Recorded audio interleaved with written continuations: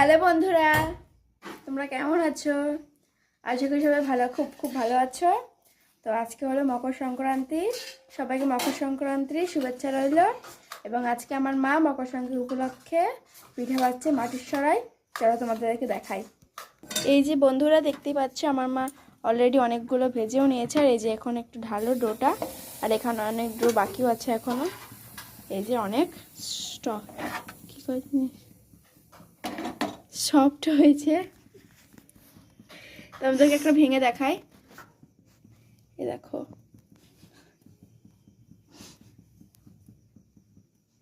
দেখতেই পাচ্ছ অনেক সুন্দর হয়েছে, অনেক সুন্দর হয়েছে।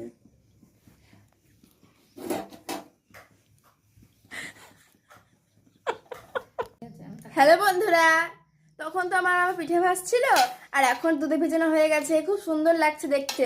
চলো তোমাদেরকেও দেখাই।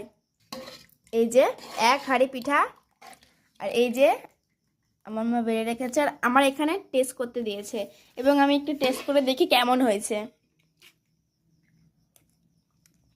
তো গাইস, খুব সুন্দর হয়েছে, খুবই নরম পিঠাটা, পিঠাটা খুব নরম। আর এই যে এটা তো খুব সুন্দর হয়েছে একবারে। আর ওই যে আমার মা ওখানে বাড়ছে।